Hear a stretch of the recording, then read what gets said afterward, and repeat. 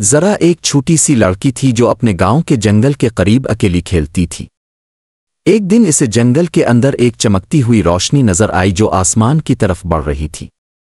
ذرا نے ہمت کر کے اس روشنی کا پیچھا کیا اور وہاں اس کی ملاقات ایک پری سے ہوئی۔ پری نے ذرا کو بتایا کہ وہ اپنی پریوں کی دنیا کا راستہ بھول چکی ہے اور ایک جادوئی پھول کی تلاش میں ہے جو اسے واپس لے جا سکے۔ ذرا نے مدد کا وعدہ کیا اور دونوں نے مل کر جنگل کا مشکل سفر شروع کیا۔ راستے میں ان کا سامنا گہری ندیوں، اندھیروں اور ایک عجیب سی بولتی مچھلی سے ہوا جو ان کا راستہ روک رہی تھی۔ ذرا کی حوصلہ افزائی اور پری کے جادو نے ان سب مشکلات کو پار کرنے میں مدد کی۔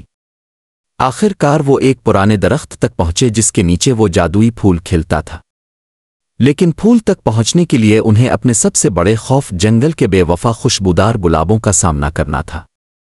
وہ گلاب جو دیکھنے میں خوبصورت تھے لیکن اپنی خوشبو سے انسانوں اور جادو کو بے ہوش کر دیتے تھے۔